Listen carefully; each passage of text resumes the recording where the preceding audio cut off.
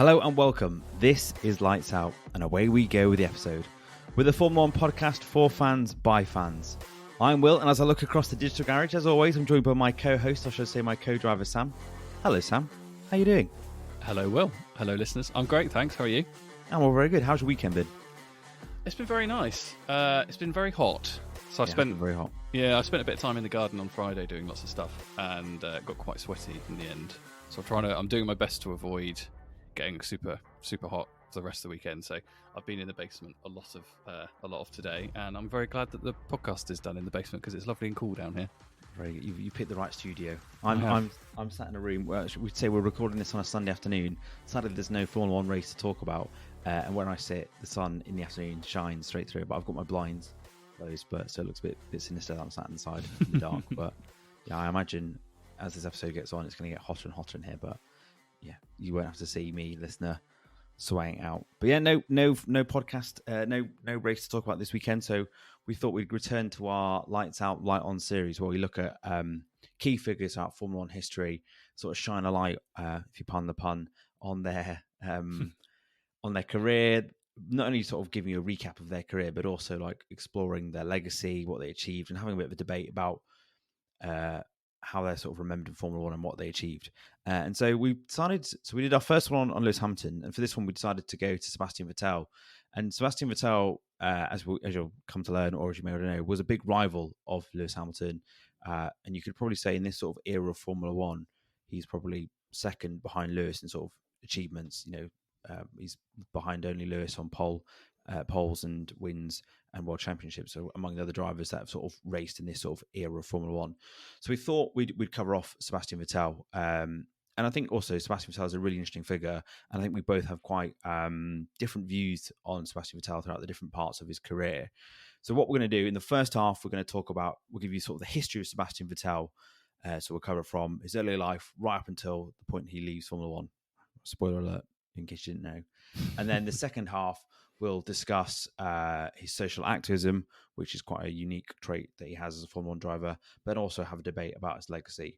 So I hope you like the sound of that. And I'll now hand over to Sam, who's going to kick us off with the early years of Sebastian Vettel. Yes, well, and having spent so much time in the Lights Out, Lights On episode on Lewis Hamilton, I'm going to try and get through Sebastian Vettel's early career a bit quicker than that podcast. It was very good. It was very good. Well, good. I'm glad you enjoyed it, but I was conscious it made the pod quite a long one, didn't it? So I'll breeze through some of his early years, and there are a couple of kind of seminal seasons in Formula 1 it's probably worth us touching on. Mm-hmm. So as so many drivers, he started with relatively humble beginnings in Western Germany. His dad put him in a go-kart when he was 3 years old, which when I read, I kind of couldn't believe. I mean, I have a 1-year-old, and the prospect of putting her in a car in a cart in a couple of years' time fills me with dread. So it's amazing that they do it. And maybe in 2 years' time you'll change your opinion when you start to think you've got to get her ready for Formula 1. Well, this is it. If I want to get clock's ticking. Yeah, well, it's Formula 1 World Champion 2042. She's going to have to start somewhere. So yeah, start now. I mean, she can only just stand. I'm not sure I can trust her with a pedal steering wheel just yet. But anyway, he demonstrated a really good aptitude for karting. Sort of in 1995, he was winning championships in Germany, being called the next Michael Schumacher, who was one of his great heroes. Apparently, Sebastian Vettel had 3 heroes growing up. They were all called Michael Schumacher, Michael Jordan, and Michael Jackson. Quite a range there. Yes, I know. Yeah, very good. But anyway, in 1998, he joins the kind of Red Bull Young Drivers program, which has obviously gone on to like great things, really. I mean, the number of brilliant drivers that have come through that program is kind of unbelievable. And back then, I think it was still called the Helmut Marko program. I don't know if they call it that these days, but basically it was Helmut Marko's kind of scheme. It started in the early 90s to get young talent through to Formula 1, and it worked an absolute treat. And Sebastian Vettel was one of the beneficiaries of that. And there was no. So in the early 2000s, there was no Formula Ford, so he had to race Formula BMW, and he drove for a relatively average team in 2003. But that was very much his breakthrough because he absolutely dominated his teammate. He ended up finishing, I think, second in the championship, and his teammate finished 10th. And then he went for a 2-day test in what was called a championship car shortly thereafter, which is not quite a Formula 1 car. It's kind of somewhere between a Formula 3 and a Formula 1 car. But again, he was very, very young at the time and again demonstrated a really good aptitude for it. So he moved up a team in Formula BMW went to drive for a works team and basically battered absolutely everybody. So he won the Formula BMW Championship in 2004. He won 18 out of 20 races. Oh my word! So we think we've seen a level of dominance this season and last. Yeah, 18 out of 20. And then the other two he didn't win. He finished on the podium as well. Which is pretty amazing. So he was just basically demonstrating that he was significantly further ahead of the rest of his peers at that time and in that formula. And then he moved on to Formula 3 shortly afterwards, and it was a relatively mixed bag for a couple of years. But in one season, he got quite close to a championship and lost out to one Lewis Hamilton. Ooh. And that was very much the beginning of their rivalry, which we'll touch on quite a few times, I suspect, through the course of this podcast. And because of his quality and talent in Formula 3, he was invited to the invitational race in Macau. You'll remember Macau was the race I referenced back in the Mick Hackett and Michael Schumacher episode, because they went through a similar process. They both raced in that in the early 90s and crashed into each other. And then in 2006, he was driving in F3, and I don't quite know how, but he somehow managed to lose to Paul di Resta. That might be one of the biggest blotches on his resume, probably. Not sorry, Paul di Resta, but I mean, it's just different league. So yeah, that was a bit of a blot. But because of his quality, he sort of demonstrated his ability. He ended up being BMW's third driver in 2006. So he was their backup driver, and another driver that we've spoken about previously on the podcast, Robert Kubica, had a massive accident, so he missed a race. And Sebastian Vettel came in, and he was the youngest ever driver to compete in a Formula One weekend. So he was age 19.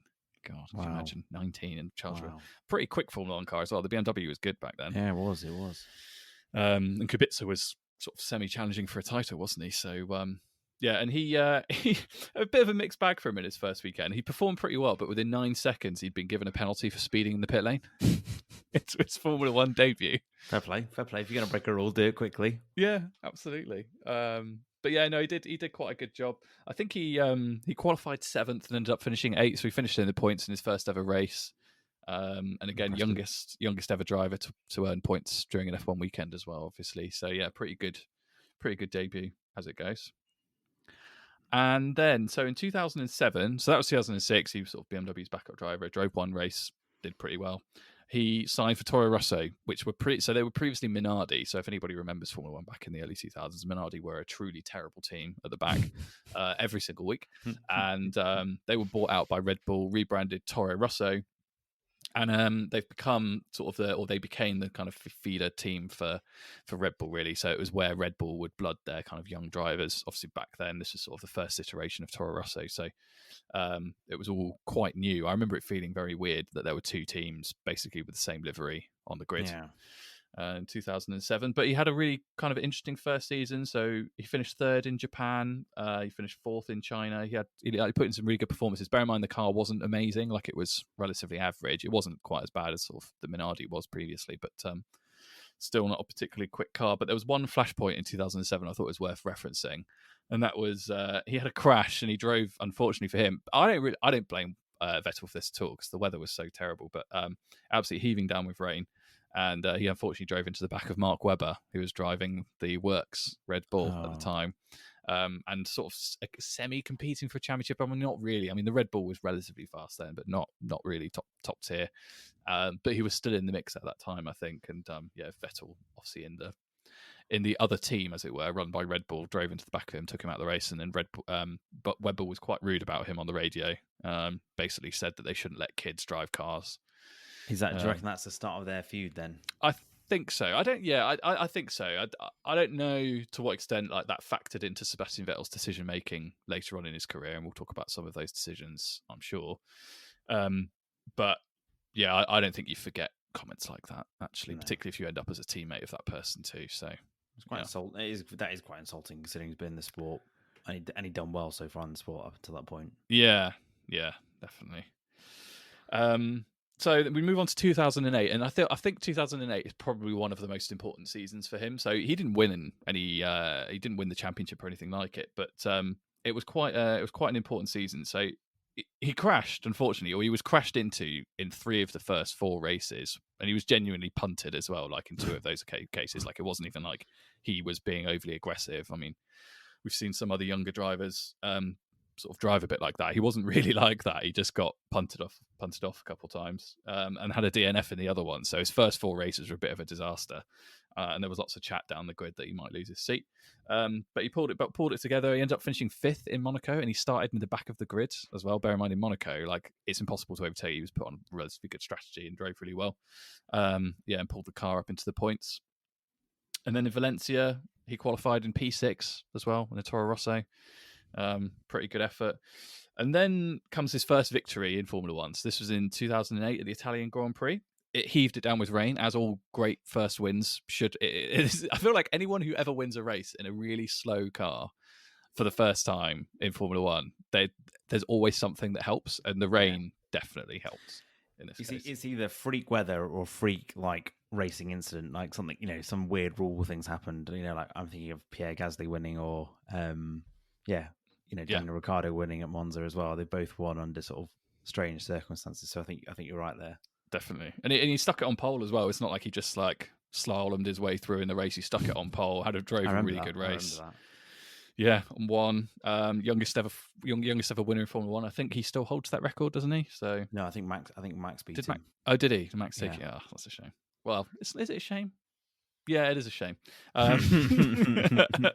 He's lost that record, but at the time, it was the youngest winner in Formula One, and went on to have a really good season and kept picking up points. I don't think he finished on the podium again. I think maybe once in that season he finished on the podium after that victory, but he just kept on picking up points to such an extent that he actually finished above both Red Bull drivers, and Toro Rosso finished above Red Bull in the constructors as well, which was, I remember it being like properly embarrassing for Red Bull. That must be the only time that's ever happened, right? Yeah, definitely. Wow. And there's some of that was a bit about the car. I think the Red Bull in particular seem to have like real issues reliability wise in comparison to the Toro Rosso for reasons I still don't understand, because they're effectively the same car, the same engine. I actually think they had different engines, because didn't Ferrari provide the engine for Toro Rosso? You're right. Yes, they did. And Renault provided for Red Bull. Whereas since then, I don't know when they changed, but since then they've always had the same engine, haven't they? Yeah, that's right. You're right. Yeah, they did have Ferrari engines. But yeah, I mean, still amazing. I mean, a lot of that's down to Sebastian Vettel as well. I mean, he was brilliant that season. And generally drove really well, and that was his sort of breakthrough season, really. I mean, that got him his move to Red Bull the following season in 2009, and that's where it obviously all started from him from a success perspective. So, yeah, I think 2008 should probably be looked upon as one of the seminal seasons for Sebastian Vettel's career. Would you say that like that's his best win, or that's one of the most important moments of his career? Would you compare? We're going to come on to the later down the line, but would you say that's one of the most important moments in his career, that first win, because it was so unexpected? I think so. Yeah, I do genuinely believe that, and I think as well there's definitely something to be said. And Verstappen's another really good example of this, where drivers outperform the cars they're in, and that's usually a good sign that they are top tier. And same with Hamilton when he was driving those terrible McLarens, somehow still picking up wins every year. And it was that kind of season, right? Like everybody saw it and just thought the guy is clearly much better than that car. He's overperformed and outperformed the team that are meant to be, fed by the team that he's driving for. It's pretty amazing, really. So yeah, definitely. I think it's, if not the most important, it's definitely up there. So 2009 comes along. Red Bull have a really, really good car, but they're powered by Renault, unfortunately. And I don't know what it is about Renault. I swear Renault reliability for about a decade was terrible. It was never like this in the 90s. Their cars were generally pretty reliable and won loads of championships at Williams, but not so much in the sort of early and mid 2000s. So he ended up finishing second to Jenson Button. He was driving for Brawn at the time, Somerset legend, and I mean, sorry. Represent. Yeah, absolutely got to get that in there. There's only so many legends from Somerset one can reference. So when they come up, it's good to get them in. And yeah, he had a really, really good season. I mean, he had a terrible start. I mentioned the unreliability, and he had a few issues in the early races. And Brawn were like miles ahead of the rest of the pack as well. I mean, I think Button won the 5 of the first 6 races or something. Yeah, I was going to say that's exactly. I think then didn't Brawn win like 7 of the first? Didn't they win the first 6 of the first 7 races? I think that's right. won one as well. But yeah, you're right. I think you're right. I think Button winning those 5 races basically tease them up for the championship, doesn't it? Yeah, so built a big gap, and but Red Bull really developed the car well. I mean, obviously we haven't talked about Adrian Newey for 14 minutes now, so we should amazingly on this podcast. A brilliant designer of cars, and developed that Red Bull really well through the season. They caught up really quickly. It was very obvious that they were going to be a factor in the championship the following year. But yeah, they just started a bit too far back in 2009, and Button and Brawn, thankfully for me as a big Button fan, managed to hold on and win the championship. But still, another really good season for Sebastian Vettel. I think he won maybe four races that year. And then 2010 comes along, which is another very important season. So again, he's beset by reliability issues early doors. The car keeps breaking, but the Renault and Red Bull managed to get themselves together. They put together a really quick car, and I think obviously Adrian Newey had learned a huge amount during 2009 under the new regulations. And he and his teammate Mark Webber had a good old battle at the top of the championship. So a few things happened that is worth noting in 2010. So one was the beginning of the sort of Sebastian Vettel, Mark Webber fights at Red Bull, both on the track and also off it. So I don't know if you remember, but there was a lot of controversy around the fact that Sebastian Vettel got a brand new front wing that they designed in the wind tunnel, and Mark Webber did not. Oh, I forgot about that. And they prioritised Vettel over Webber, and Webber was fuming about that. And that was the beginning of the kind of management of those drivers becoming very difficult. Now we'll maybe cover that a bit later in the podcast because it resurfaces, and we see how Red Bull manage their drivers these days, and there's a reason for that. And I think what happened with Vettel and Webber is a big factor there. Yeah, definitely. But they were very difficult to manage. Obviously, Webber was extremely annoyed about that. And then they crashed into each other in Turkey as well. And Vettel was, I mean, it's probably one of my favourite radio messages ever. It's not one I can repeat because there was so much swearing. But at the end of it, after he's had this crash with Webber, the last two things he says are, "I'm going home," and then "F you." Down the radio, which I remember to this day I remember finding it very hilarious at the time because McLaren were right behind them and ended up winning the race. So, but for Sebastian, he was absolutely fuming about that. And he actually found himself quite far behind Webber in the championship with a few races to go. So Webber had a 14-point lead going into the final three races. Webber had a bit of a dip, and Sebastian just went on a really good run and picked up a load of points. And what that meant was going into the final race, because it had been a really close battle between both Red Bulls, Lewis Hamilton, obviously, because he was always in the conversation for a championship, and Fernando Alonso, who'd obviously joined Ferrari at that time, and Ferrari had put together a relatively quick car. I think Alonso was probably outdriving the performance of that car to some extent as well, still at his peak. And it's the only time I can remember where there were four drivers vying for a world championship going into the last race. Yeah. And Sebastian wasn't the favourite for it at all. Alonso, all he had to do was finish fourth, I think, in the top four.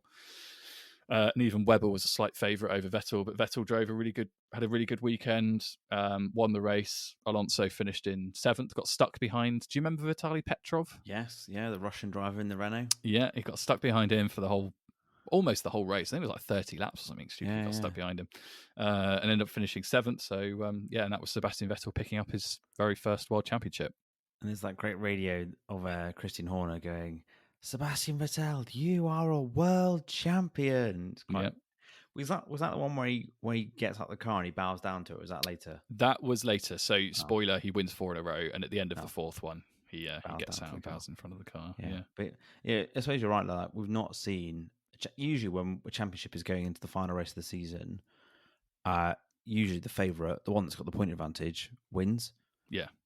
So it's quite rare to see someone that was not, third in the championship standings going into that race go on to then win the world championship. Quite incredible. So he was, and is this correct? That was the first time he was in the lead of the championship, was at the very end of the season? Correct. Amazing. What a time to be first in the championship when it matters most. Definitely, and nobody fancied him for it as well with the last few races. I mean, bear in mind he was up against Fernando Alonso, who was still, he's still considered now one of the quickest drivers on the grid, and back then he was right up there.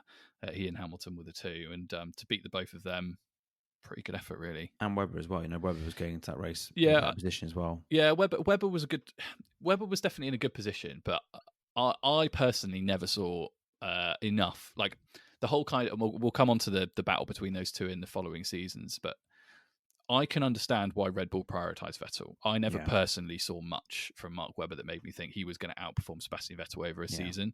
Yeah. It was closer than a lot of let's say, recent partnerships between the likes of Max Verstappen and Checo or whoever, but it wasn't like kind of like I don't know. I'm trying to think of a better driver pairing where they're really closely matched, but it wasn't like that. There was definitely a gap between the two of them, I think. Yeah, I agree.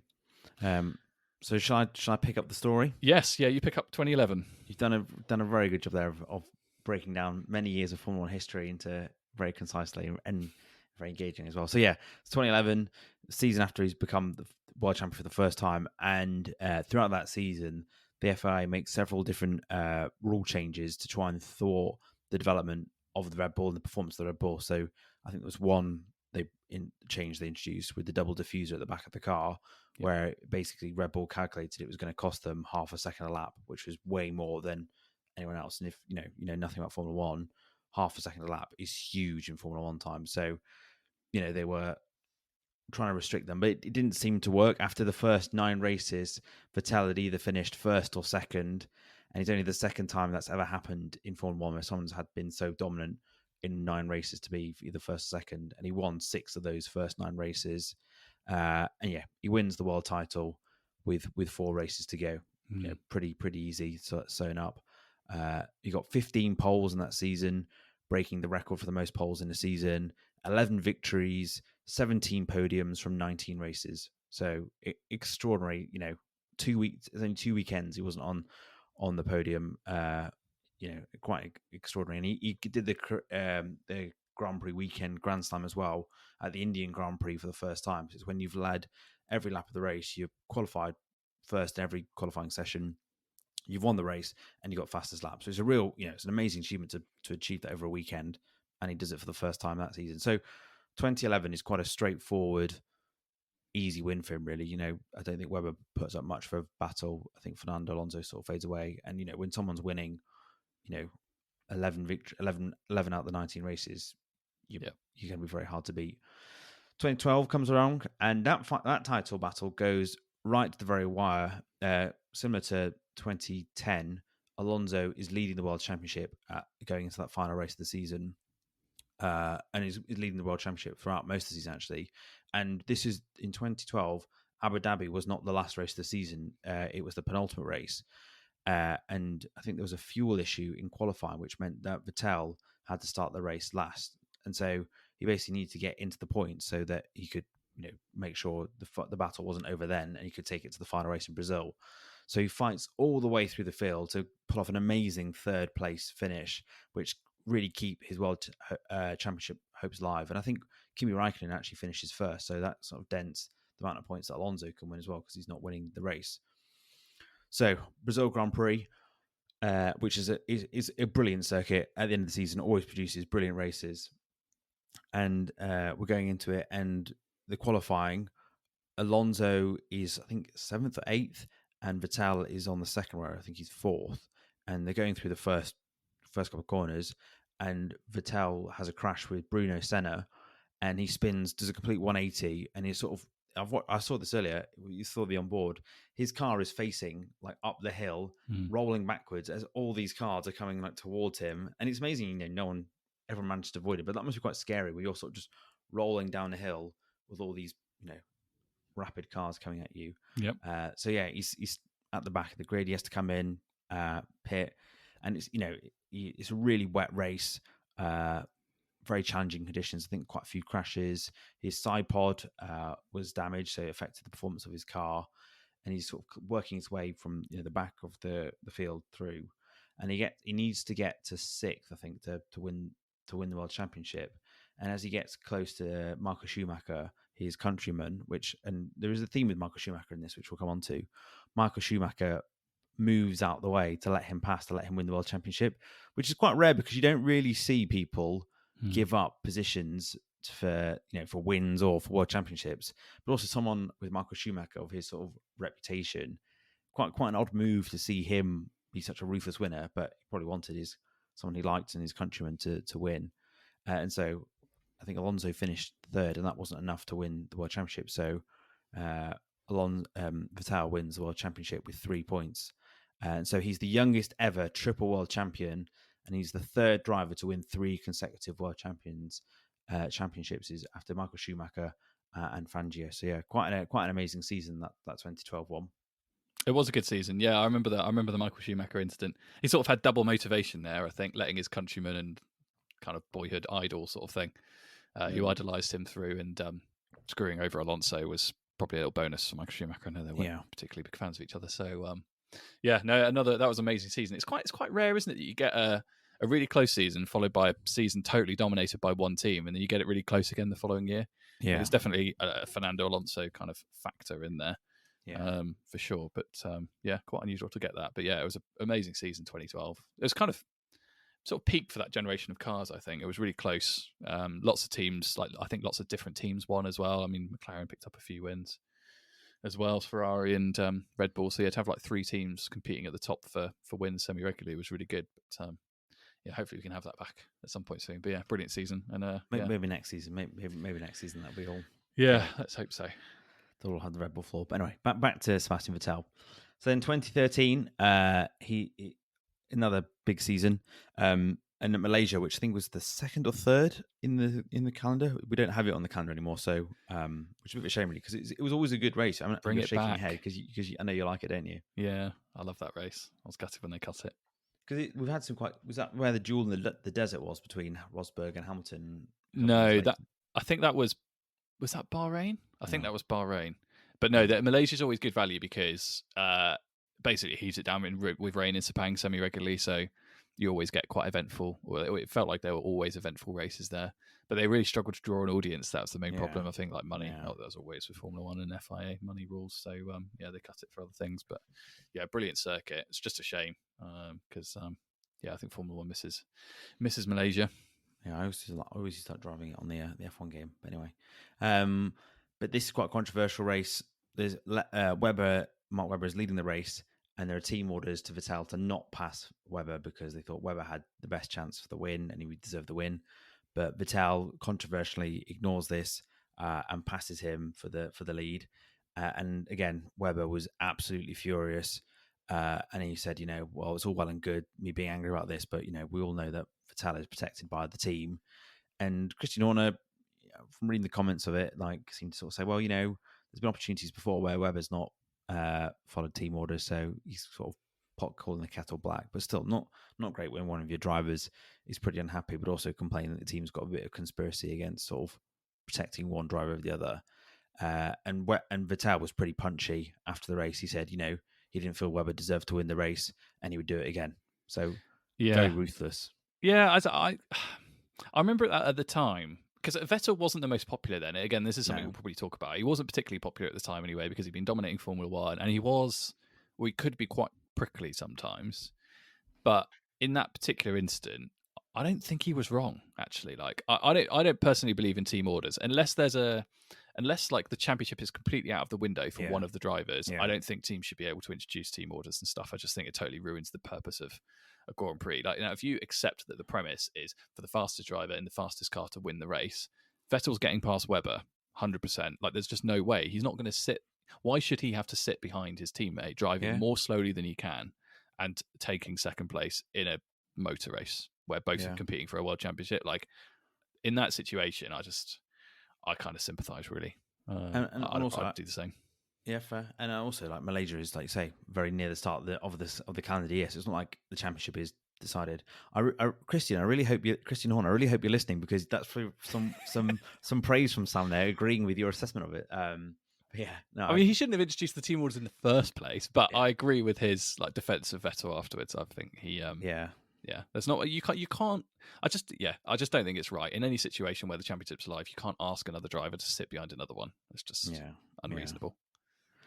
And then following that, obviously tensions are pretty high. Vettel was not at the top of the standings going to that. I think he won a couple of races, and then after the summer break, he came back even better.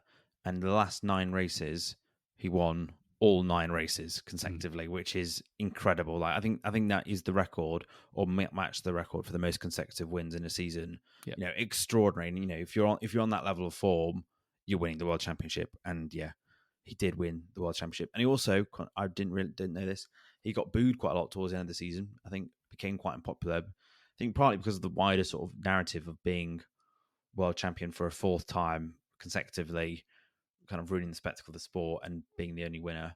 And it's interesting because I don't think Formula One had seen the winner being booed for winning much before. But I wonder if that's sown the seeds for what we've seen in recent years, because Lewis has been booed a couple of times, and Max has been booed quite a few times. And if Max goes on a few wins, run of wins this season, I wouldn't surprise me if we had more boos. But we won't go into Max now because it's not about him. We'll move on from him. And then as you said, he wins the World Championship, and that iconic image of him getting out of the car on the main straight and bowing down to it and sort of on his hands and knees, sort of praying towards it, was amazing, amazing image. And that was the last of his World Championships. 4 amazing World Championships back to back. Kind of a bit of a blur to me when I think back to that period of Formula One.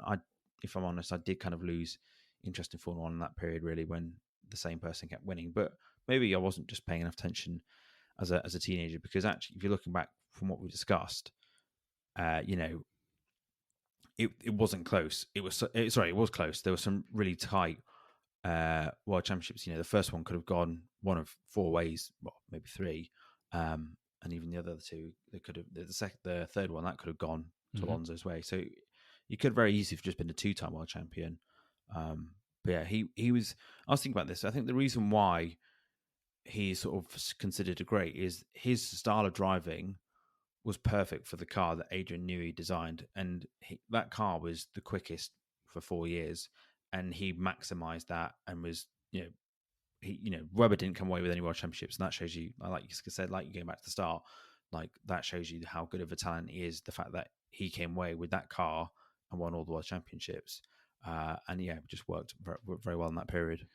Yeah, I think it's worth touching on the fact that he also has a really good understanding of like the engineering and mechanics of the car. I remember like he used to talk to Adrian Newey a lot about the design of the cars, and he had a really good understanding of aerodynamics and like what he wanted from a car, and he was probably at the forefront of that. I mean, Hamilton's known for it these days, and Schumacher was before. I think it's true of all these great drivers that they build a level of understanding, and they can sort of build a really sort of collaborative relationship with the people that design the cars for them. And yeah, particularly sort of that 2011 car, geez, I mean, terrifyingly good. And similarly in sort of 2013, like when he, as you say, when he won those 9 races, it was sort of perfect synchronicity between driver and car, really. And I think a lot of that comes from his understanding of how the car's engineered and the feedback he was able to give Red Bull about what he wanted. And I agree. I think we don't really see what that looks like, but you definitely get the sense that he is a real sort of like whiz and a real expert in aerodynamics and sort of feeding back the car's performance and what it's like and what it's like to drive, really detailed. Then that really well aligns with what Adrian Newey wants to know from his drivers to then help improve those designs.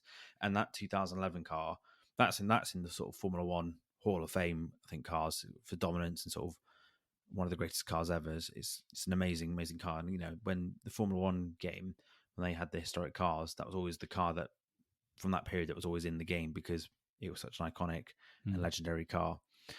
So then, post the World Championships, bit of a spoiler. No more. We've covered his 4 World Championships. Quite an interesting period now of Vettel's career.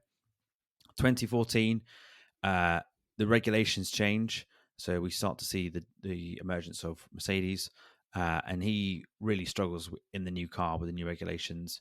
I don't know if you want to touch on what those new regulations were and why they were such a big change from the previous one. I can't. Do you know what? I can't really remember. I mean, I remember the major change was the tyres. Yeah. That really messed him up, I think, because the Pirellis. Yeah, they moved to Pirellis, and the engine's changing as well. Yeah, so they changed to the turbo V6s, didn't they? And obviously Mercedes came along and very much nailed that particular set of regulations. So yeah, Red Bull were always on the back foot a bit, and I think this was the start of the fallout from the kind of Red Bull Renault relationship, because there was loads of unreliability through quite a few seasons, to be fair, with Red Bull, but in particular that one with Sebastian Vettel. So yeah, but I remember the tyres being a really big factor because of the way sort of Sebastian likes to drive a car. It was quite different. So, but I can't remember much else beyond the kind of powertrains and the tyre changes. But yeah, it definitely made life difficult. And yeah, other drivers, I think, sort of were a bit more comfortable with that style than he was, unfortunately. Yeah, and on that engine fallout, like that became a very public falling out between Renault and Red Bull, because as soon as the engine started to go bang quite regularly, Red Bull became pretty public and pretty critical of Renault quite quickly. As soon as they were unhappy, they became really unhappy. And it wasn't until, was it 20? I want to say 2019, and they partnered with Honda. Yes, I think so. 20. Yeah, I think it It's was either 2019. 2019 or 2020. They basically say, we've had enough of you, Renault. And at that time, Renault were a really respectable engine maker and front of the grid. And now Renault have no customer engines, do they? No, They only just supply their own team. Yeah. their own team, which is kind of a fall of grace for them, really, because they probably made a fair whack, but they also probably didn't enjoy just the abuse they got from Christian Horner going so public. Mm. But also, like I say, he really struggles with the new regs, the new tires, and he has a new teammate. Mark Webber retires from the sport. So Mr. Daniel Ricciardo gets promoted from Toro Rosso up to be his teammate into Red Bull and out-qualifies him over the season, outperforms Vettel, which is quite extraordinary, quite a feat to come into a new team and be the big dominant player and beat the four-time world champion. And this was the first season, the first time since Jacques Villeneuve that a world champion had not won a race in the season after they won the world championship, which is shows you how much he struggled. And towards the end of that season, it was Red Bull actually that announced that he was leaving to go to Ferrari with a year left to go on his contract. And there'd been rumors that there was a deal to go for Ferrari since, I think, 2012, 2013. And it shows you probably how it probably wasn't leaving on the best terms. At the end of season test, after the whole season's finished, wrapped up, he asked Red Bull if he could go and test the Ferrari ahead of starting in January, and they refused. So he just spent the 3 days just stood in the paddock next to their car and in their garage, which kind of shows you Red Bull probably didn't want to give him any advantage at all ahead of starting a new job. But yeah, his move to Ferrari was the dream move for Sebastian Vettel. As we said, Michael Schumacher was one of the three M's that he loved and adored. And for him to go to Ferrari, where Michael had been so successful, to either win a world championship or try and replicate even some of his success, I think was a massive inspiration. And I've just got you the quote here of when he signed for Ferrari. He said, "The next stage of my Formula One career will be spent with Scuderia Ferrari, and for me that means a dream of a lifetime has come through. When I was a kid, Michael Schumacher in the red car was my greatest idol, and now it's an incredible honour to finally get the chance to drive a Ferrari." And that's just a hint of how excited he was to go and race for them and to replicate his hero.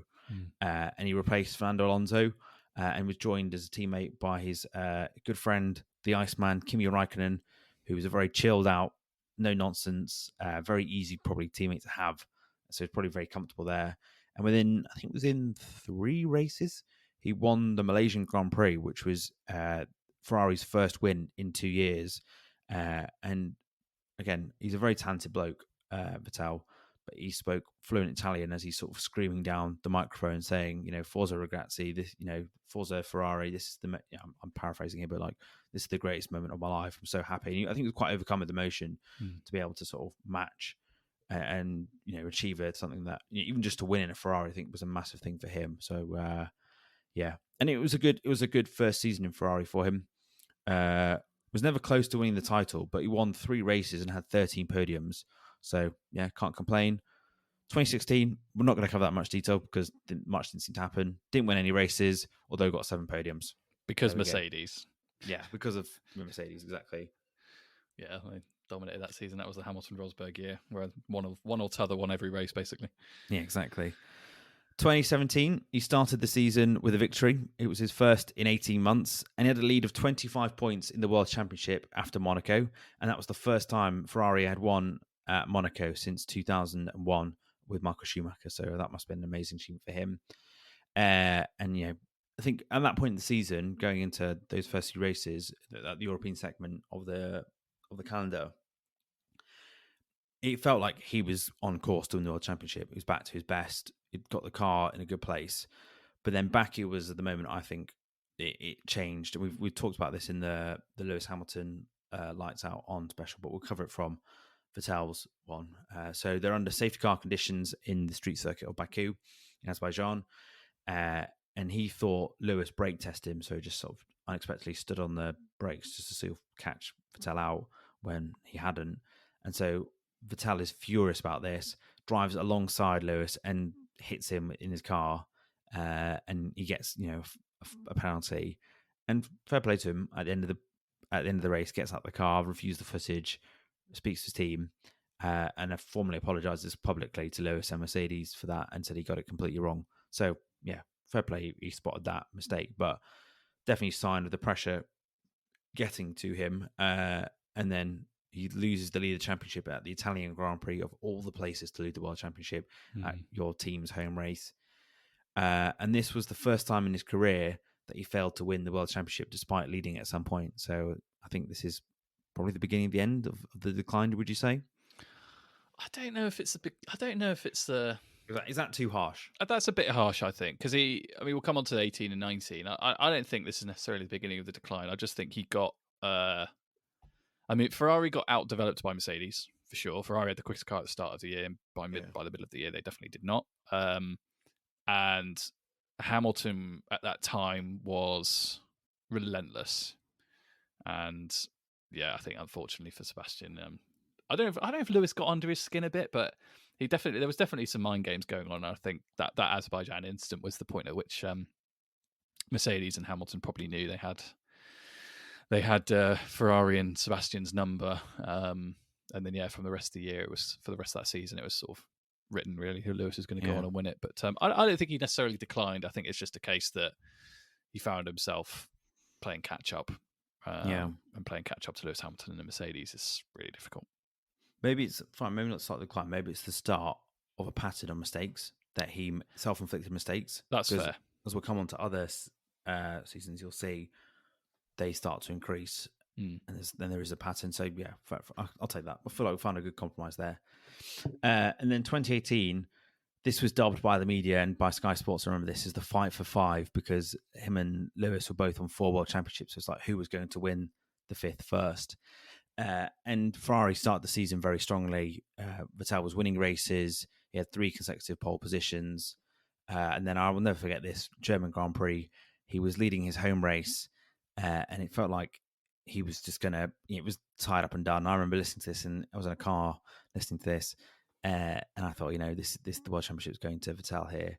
And then, because I think whatever Lewis was trying to do to try and catch him wasn't working. And then I think then it started to rain, and he'd picked up some damage the lap before or something, Vettel had, and he slid off the track and basically went straight nose front into, was it the final corner? Went straight into the barriers in front of all the fans, and crashed out the race. And then I think from that moment, then again, similar to Baku, I thought that's the moment the scales have tipped really in Lewis's favour, and the balance of power is going towards him. And then Lewis goes on a bit of a charge, but also similar to the previous season, as you said, Ferrari development, there's a theme here, makes the car worse. They introduce an upgrade that makes the car so much worse, and they have to they stick with it for a couple of races, and then it's not until the American Grand Prix they decide to go back to the old package, which is quite rare because you don't really see teams sort of abandon an upgrade package like that. And it's when they return to the old package that they rediscover their form, and he starts to fight back a bit. But by that point, it's too late. Lewis wins the World Championship, I think, in Mexico, with several races to go. And sort of the consensus was that Lewis and Mercedes had just been far more consistent, but also Vettel had made too many mistakes. And I think it was Italy where he'd hit Lewis again, maybe not deliberately, but they'd had it coming together, and it was Vettel's fault again. And so maybe this is the start of the beginning of the end, because that's probably the last chance he has at going for a world championship, because from then on he starts to make more mistakes, and Ferrari's performance starts to deteriorate as well. Yeah, I don't think it's any coincidence as well that Vettel's frequency of errors coincides with the changes in the sizes of the cars. They get quite big through 17 onwards. Much wider, much more difficult to race. Like a lot wider as well. It's not like a little bit. It's like significant. The cars become really fat all of a sudden. And Lewis definitely seemed much better able to deal with that in terms of car positioning than Sebastian had done. Obviously, Sebastian had driven quite small, very racy, aging Newey cars for the most part. Getting to grips with those big 1,200 horsepower monsters was quite difficult. Yeah, I've not thought of that, but I think it's a really good point. And Ferrari, yeah, their form definitely dipped until in 2019 when they had their very, very illegal engine. Got in lots of trouble for.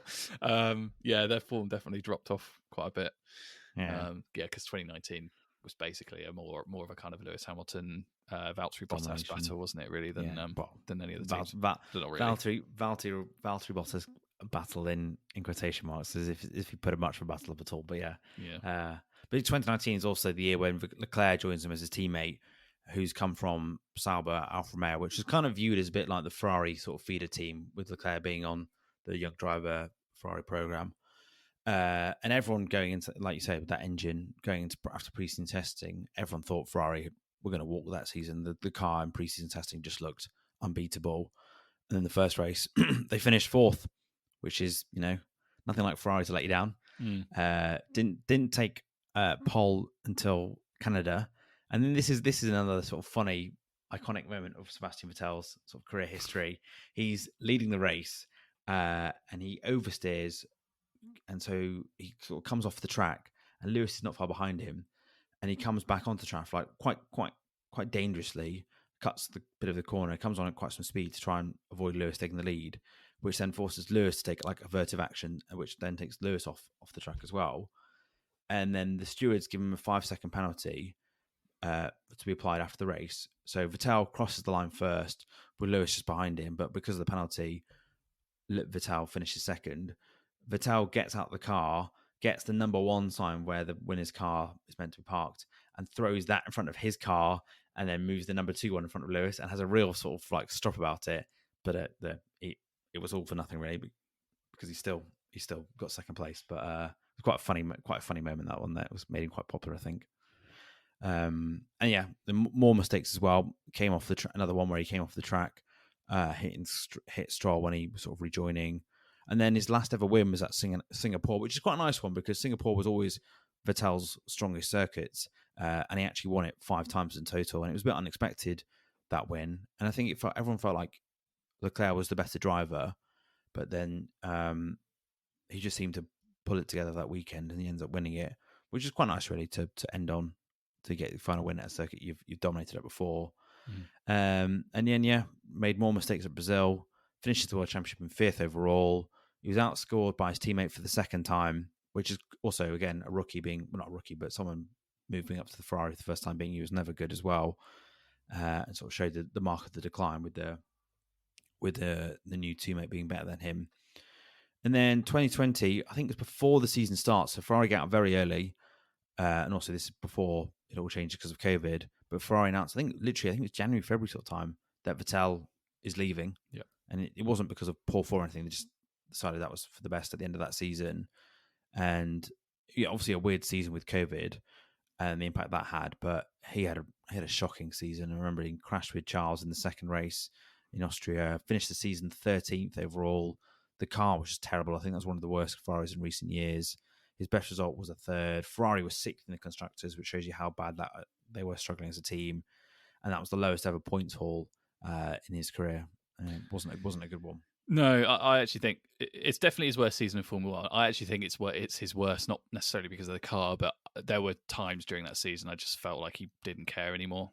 Yeah. The number of times he and Charles Leclerc were doing press and stuff, and like some of the Drive to Survive episodes around then are quite interesting as well, because you've got Sebastian being like briefed by Ferrari media people, and he has to like be positive about the car and stuff, and then he just goes out and shellacks it in public, and he's just like, it's a piece of rubbish kind of thing. And yeah, he just seemed to suddenly stop being bothered really about lots of stuff, and like disassociated, I think, with the sport a bit. But yeah, I agree, and I think probably disassociated with Ferrari as well. The sort of the dream of going there to win and become a world champion like his hero, kind of, I think at that point he accepted that time was over, and he probably was so frustrated and fed up with Ferrari as an institution. He was like, right, well, I'm just going to get my paycheck. And I think you're right, though.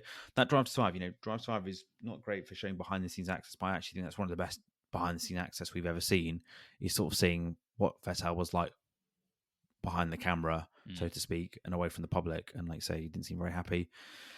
So there's a bit of a question mark about where he's going to go, and signs for good old Lawrence Stroll, the marquee signing at Aston Martin, replacing Sergio Perez for Aston Martin's first full season, because up to that point they'd been Racing Point in 2020. So to rebrand to Aston Martin, quite a smart move to go and get a 4-time world champion to come and spearhead your team with your son. But it was a terrible car, awful car, just not very good at all. Got a surprising podium in Baku, and purely by his own skill, by sort of getting out of danger and sort of just being very sort of streetwise to what was going on. But he ended the season 12th overall. But he did make 132 overtakes, the most of any driver, winning an award for the most overtakes, which is pretty impressive. Yeah, fair play to him. And then 2022, I couldn't really find many highlights, but I think everyone knew it was the beginning of the end. Really, everyone knew that was the last season. And I remember he joined Instagram, and everyone thought, "Oh, what's this exciting thing?" Vettel joining Instagram, and then next thing you know, he dropped a nice noir Instagram video announcing his departure from the sport, spending more time with his family, which is fair enough.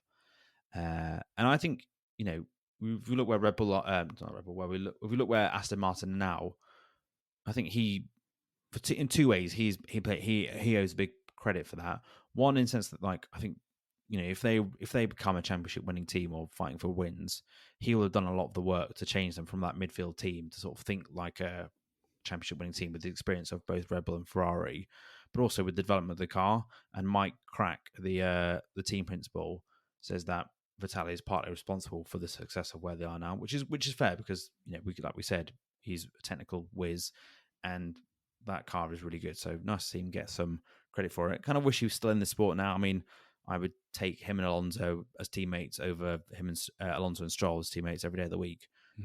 But yeah. And just going back to the Schumacher point to wrap this up, like he made a big point about like following in his father, in Michael Schumacher's legacy. And what was really nice was when Michael Schumacher's son, comes into sport, Vettel really looks out for him and is sort of seen to sort of be that fatherly figure. Obviously, with Michael Schumacher's incident, Michael Schumacher is not at any races, so Vettel was sort of looking out for him and sort of coaching him a bit, and that was quite a nice sort of natural relationship, I think, that everyone saw. And he was always asking about how Mick was doing, or like if Mick had a really good race, he would drive up alongside him at the end of the race and like put his thumbs up. And they actually had some good duels. I remember, I think it was at Silverstone, they had a really good duel. But yeah, I think Michael Schumacher would be very proud of the role that Vettel played in sort of looking out for his son in his Formula One career as a driver. But yeah, I think that sums up the story of Sebastian Vettel. absolutely, and very nicely done as well. It definitely stands out, doesn't it? I think in the kind of age-old question, like, where does Vettel rate in the top drivers? I do think there's something counts against him, that he was only really at his absolute best in one specific generation of cars. Like, he definitely struggled with others, I think. When you compare him to sort of who he's up against in terms of Hamilton and to some extent Alonso as well, like the pace that they've managed to demonstrate in different generations of cars, it's definitely different. But still, an amazing career, and Formula One misses him. Yeah, it does. It does. And I think you've posed a good question, a good food for thought for the second half when we just talk about his legacy, because I think, like I say, we can explore how he'll be remembered in Formula One. Yeah. And with that, we'll take a quick break.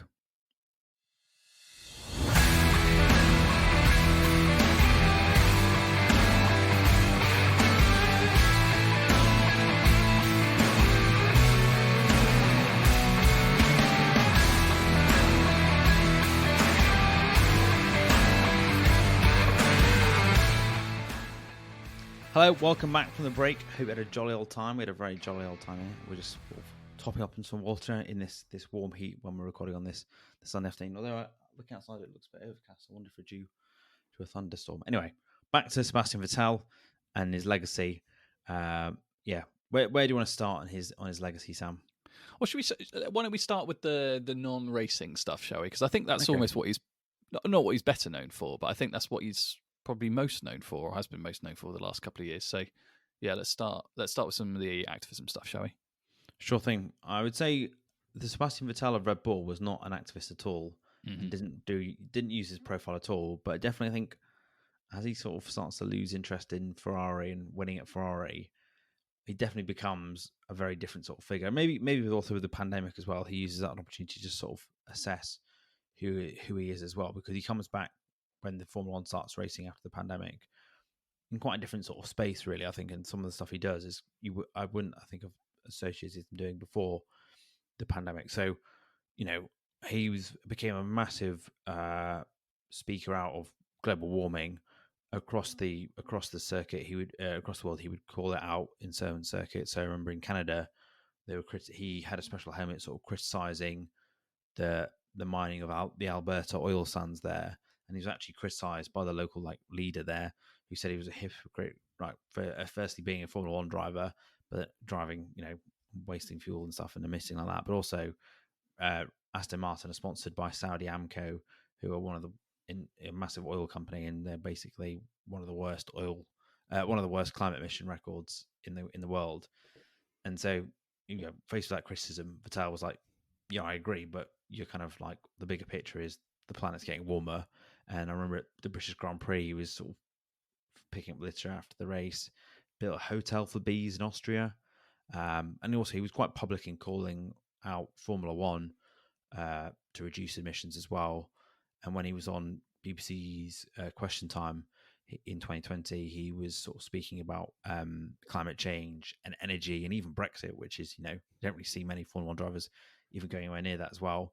But also he's been very good at sort of raising other issues as well. So in Saudi Arabia, he hosted an all-women karting event, which I thought was quite a clever one to do, considering women aren't allowed to drive, or at the time weren't allowed to drive in Saudi Arabia, or in Hungary, a country where they're very sort of anti-gay, quite homophobic, and they've got quite a right-wing leader, Viktor Orban.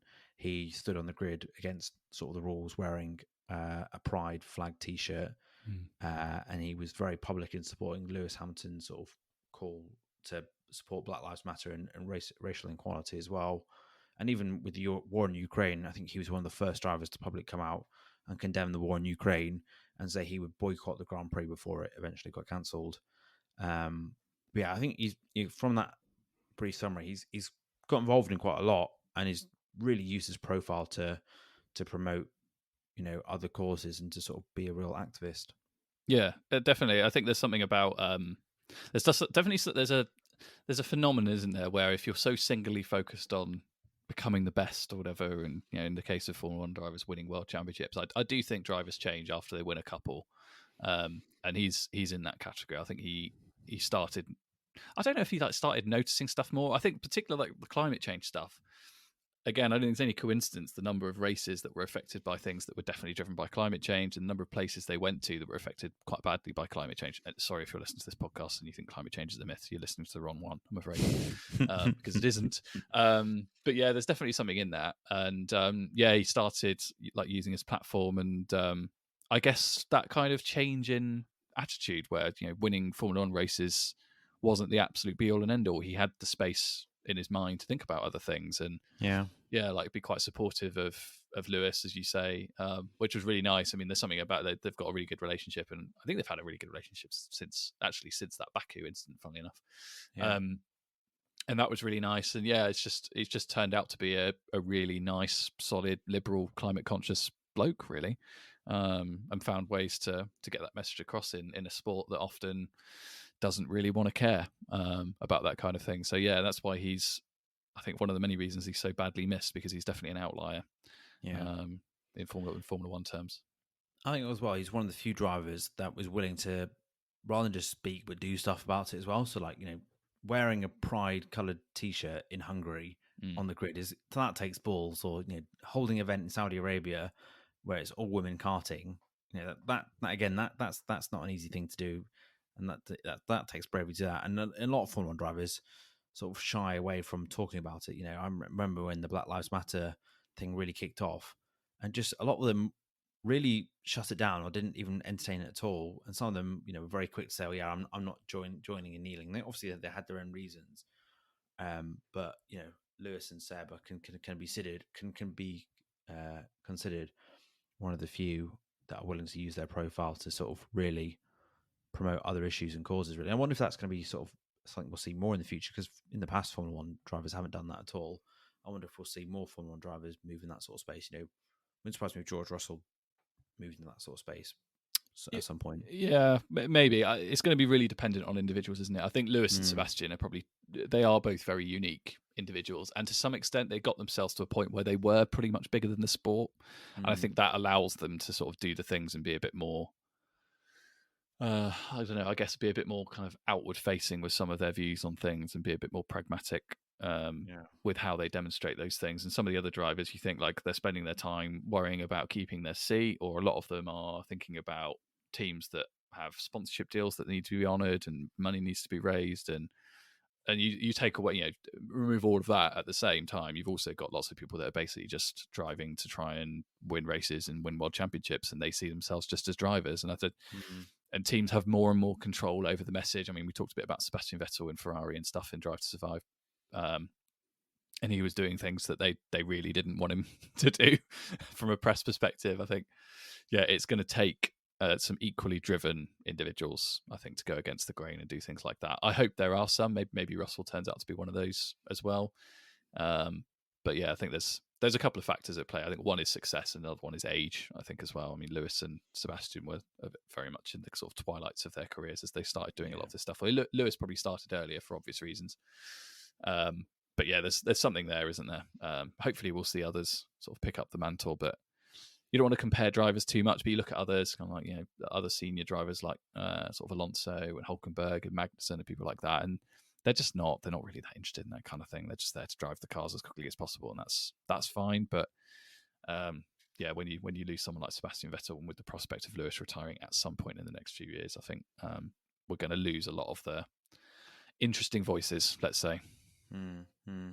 And so moving on from, I think you're right. I think the social activism stuff is going to be a massive part of his legacy. Mm. Returning back to his sort of racing legacy, what's your opinion? Obviously, we spent the first half sort of summarizing his career. Yeah. Looking back at all now, how do you sort of think he'll go down in Formula One history as a driver? I think he's up there. I don't think he's in a Lewis Hamilton, Ayrton Senna kind of conversation, and maybe even Max Verstappen. I mean, it's very early days, but he is incredibly fast, as we keep seeing this season. And there's nothing to say he won't keep winning, and get himself up there as well. But I don't think Sebastian's necessarily in that conversation.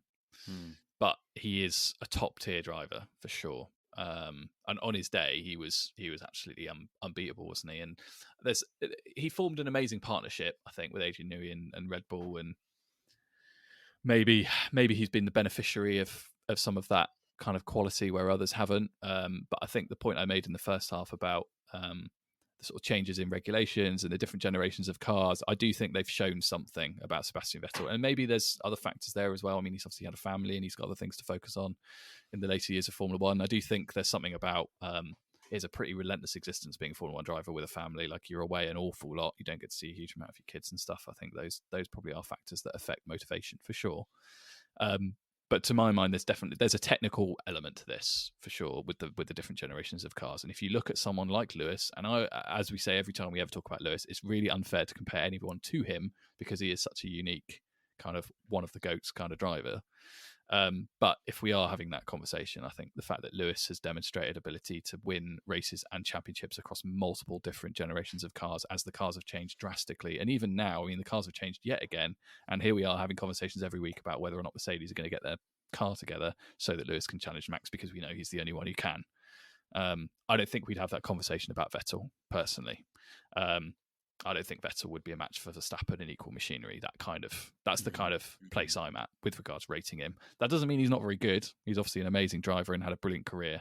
But I do think there's something about that sort of special period and relationship between him, his driving style, and Red Bull and how they developed the car that made that package so unbeatable and so effective.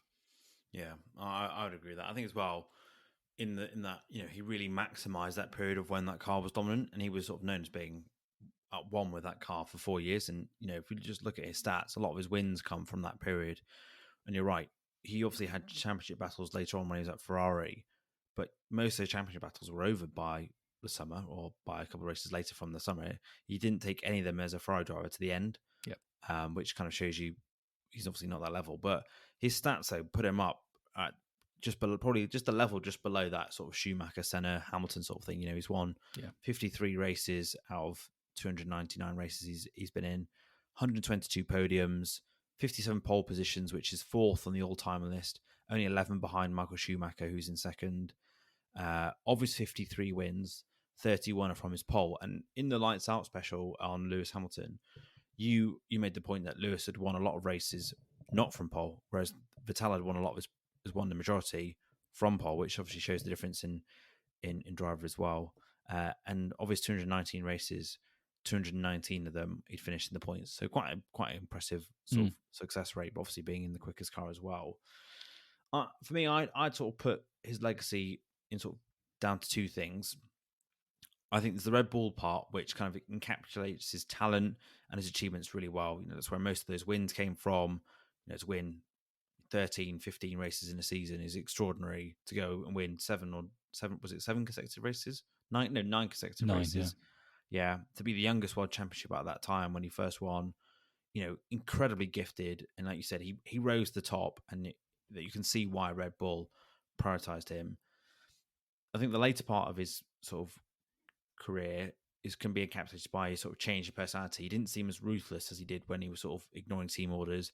Like say, struggled in cars that changed with the regulations. But then also you realise he had a platform, and then started to use it quite differently. And I think he'll go down as a great, but I don't think he'll go down as in that conversation as the greatest of all time. I think he'll.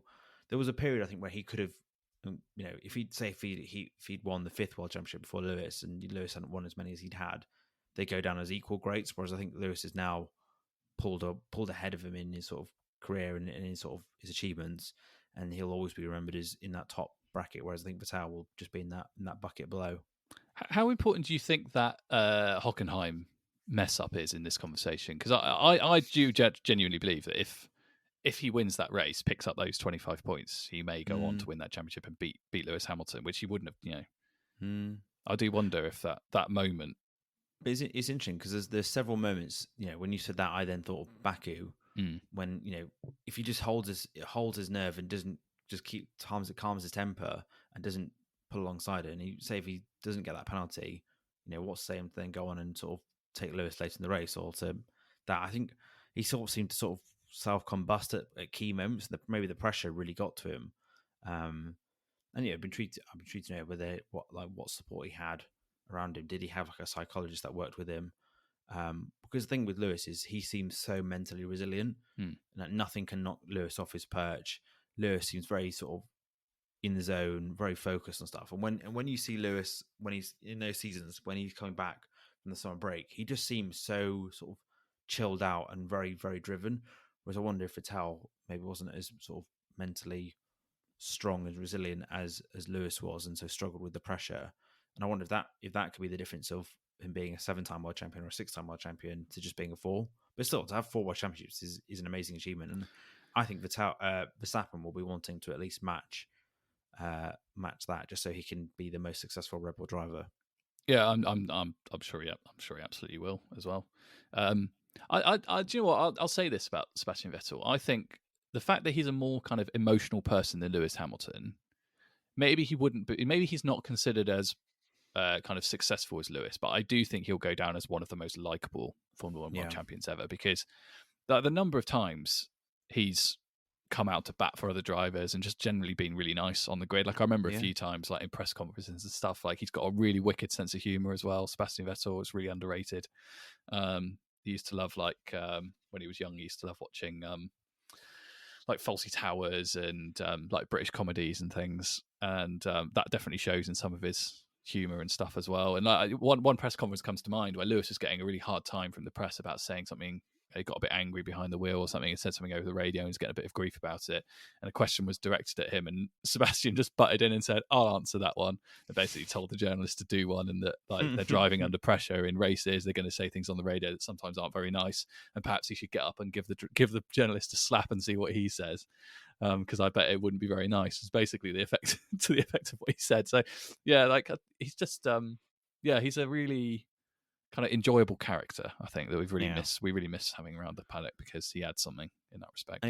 I think also that he was very well respected as well. And I think I said this at the start, when he was dominating Red Bull, I used to hate Sebastian Vettel. I used to find it so annoying how he was quite, I found him quite arrogant, and then like I didn't like it. He was sort of breaking team rules and stuff, but also like his era dominance. I found him very hard to connect with. And then by the time he retired and left, I was a bit like, I'm actually really sad you're leaving the sport. Like you've achieved an incredible amount. I've really enjoyed like rereading it today. Maybe one day in the future I'll go back and we'll in 5 years' time we'll do it when Verstappen retires. We'll do a lights out on Verstappen. I'll go, actually, yeah, Verstappen's not that bad of a bloke, but Vettel, I have my, if I was to say where my views were, when he was at his peak to where they are now, complete changes. I'm probably amongst many Formula One fans that probably feel much more strongly towards him now than they probably did when he was at his peak, which is quite bizarre, really, because to not like someone when they're at their, in their sport, it's like liking someone they're not very good at the sport. He's quite a weird sort of person, but I think he's, like I say, it's the development of his personality and who he is. Yeah, and he was so young as well when he joined. When he joins the sport, I mean, the difference between drivers when they're in their late teens, early 20s, and when they get into their mid 30s is really significant. I mean, apart from Alonso, who is basically the same person he was when he joined the sport. But I do wonder if, I mean, we'll see with Verstappen. Maybe age will mellow him a bit, and we'll see some of the similar characteristics that we've seen from Sebastian. I think if anybody is, it's going to be him, because I think Max is actually quite an emotional guy behind the wheel, and that's one of the reasons that a lot of people do like him, because he says things and just basically does whatever he wants. So yeah, we'll see. But no, I do think the sport really badly misses Sebastian already. I think as well, just going back to Red Bull, like Vettel was like the first success they had in their driver program. Let's buy a Formula One team, let's get a load of young drivers, and let's build the car around for them with their perfect style. He was the first one. I think he was the first one they promoted from that young drivers talent scheme up into the Formula One team, and it was a roaring success. And he sort of made the path for Verstappen and numerous others to come through and be successful at Red Bull. So he deserves a lot of credit like that as well. Yeah, quite interesting. An interesting guy, Sebastian Vettel. Definitely. This has been a very fun episode. I was going to suggest, should we wrap this up? Because I can hear a storm outside, and I'm quite conscious my power might go at any point. If there's ever a reason to wrap up a podcast, the potential of a storm incoming is the one. Yeah, all right. Good stuff. Thanks, Will. And thanks for joining us, everybody. Remember to subscribe and leave a review on your podcast platform of choice. If you enjoyed the podcast, why don't you share it with a friend? Hopefully they enjoy it more than Christian Horner enjoyed trying to manage Sebastian Vettel and Mark Webber for those few years. Very good. Follow us on Twitter. We are at Lights Out Lads, and on Instagram we are at the Lights Out Pod. Will, we have a race in Canada next week. You're not singing Canada. The Canada national anthem again, are you? Not this time, no.